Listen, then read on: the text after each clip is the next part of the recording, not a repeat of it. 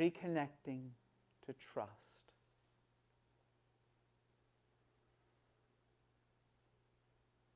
We shared in this movie, this story of the life of our planet, of our ancestors, of ourselves, as an illustration of how this could have never happened without the one presence and one power in our life and in the universe. You could call it intelligence.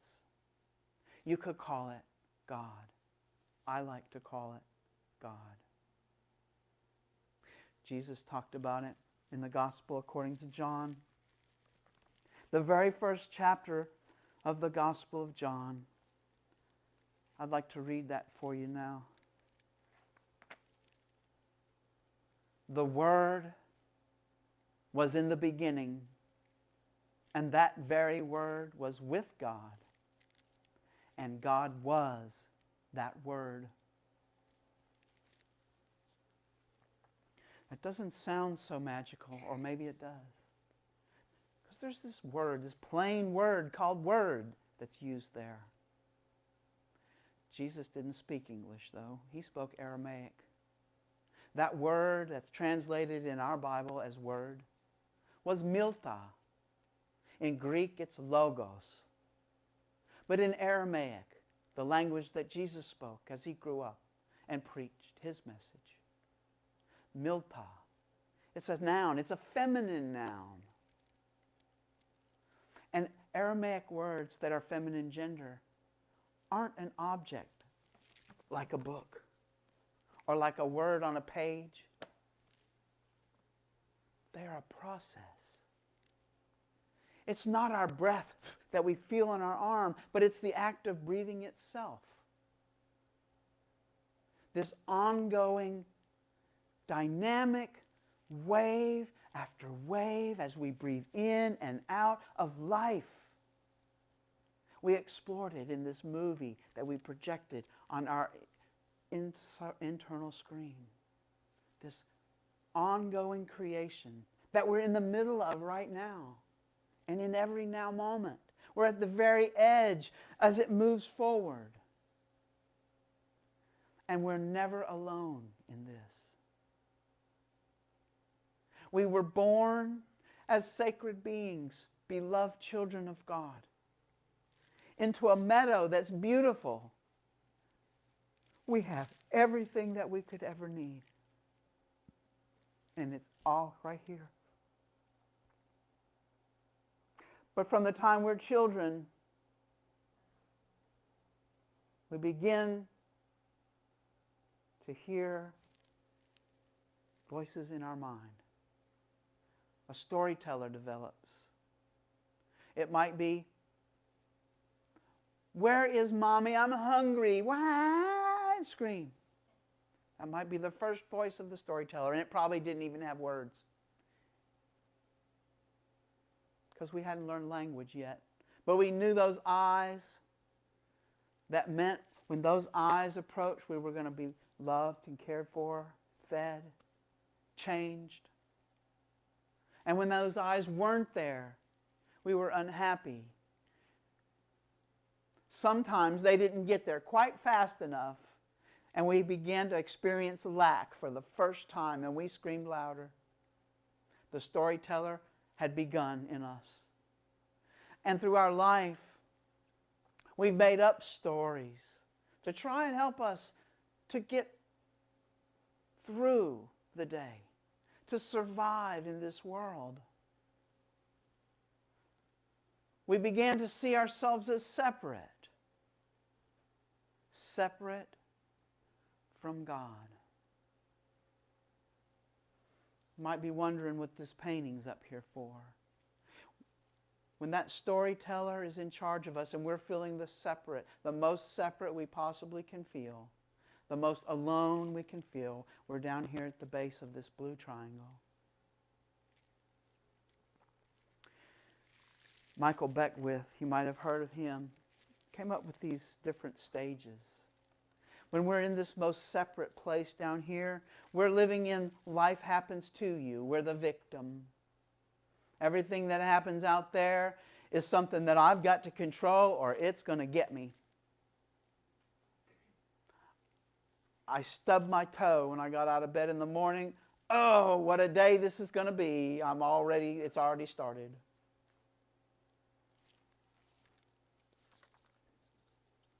It evolves as we begin to move upward. You see the green as spirit becomes more and more a part of us. We can move upward, inward towards our heart. Eventually, life happens by you. Begin to take control and do something about what's going on around you. But we're still living in the blue. We're still seeing ourselves as separate. We have to take control. We have to react in this way because this thing is happening to us.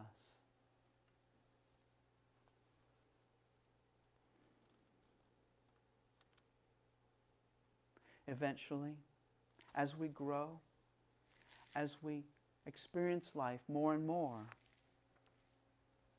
as we begin to realize the presence of God within us, that we are never alone, that each one of us has this Christ light within us,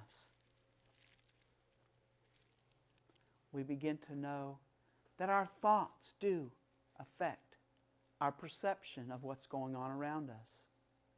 And it's not this need to control, but to be aware. Life happens by you. We have moved past the threshold where yellow is becoming more dominant, where spirit has become a bigger part of our life. We're aware when the storyteller has taken over control of us. We can become aware because our body is telling us.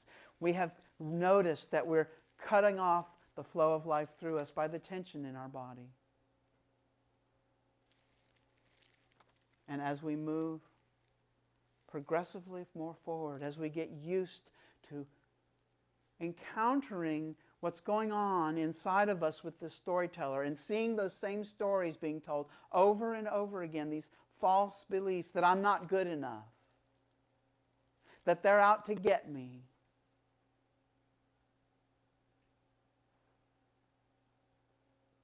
that I don't have enough in my life. There is something that's lacking. That I'll never be that good little boy that my dad expects me to be. That I don't look good enough. Those are false beliefs because we're each one of us a beloved child of God. We're perfect. We were created and born perfect. But we've taken on these beliefs because the storyteller keeps telling us. But our curious mind, our compassionate curiosity, where we see these false beliefs in ourselves and feel the feeling of that inner child with our heart, that's the compassion in the curiosity. And that's what opens us up to move higher and higher, living life through us till life is you. There is no separation at all between me, between you, between all this nature that's surrounding us. There is energetically no separation. We have an illusion of separation because we're taught that we end at this edge of our skin, that this is all we are, that our brain, our body is us. I want to ask you this. Do you think about breathing? I mean, normally, we can think about our breathing, but normally breathing, it just goes. Spirit, we know. how to breathe. Do we tell our heart to pump? No, it knows. Life pumps our heart. You could say God pumps our heart. The intelligence that has been throughout this entire creation since the beginning of time, milta, the word, pumps our heart, allows us to continue to breathe. We don't even have to think about it. Jesus said in Matthew, he says, who among you, by worrying, by your thoughts, can add 1 cubit to your stature? And yet we've grown from a little bitty baby into the adult being that we are right now. And did you do that? Well, yeah, but did you have to think about doing it? The other day I cut myself. And you know, now you can't even tell that I did. Somehow, my body grew over that place of a cut and replaced it with skin again. Did I do that with my thoughts? Did I consciously make that grow? Life did it. Spirit did it. The universe did it. God did it. That divine intelligence that's been driving us through over 4.5 billion years of growth did it. Milta, the word. And so why would it stop? That's where the reconnection to trust comes in. We can see it now. We can understand, hey, look, why do I not trust? When I get out of bed and I throw my feet over there, there's going to be the floor there. And when I step down on the floor, it's going to be solid. I trust that. I trust that my heart's going to beat as long as it does until I go back to the mystery, which one day we will. And that's good too. Because God is good. There's nothing about God that is not good.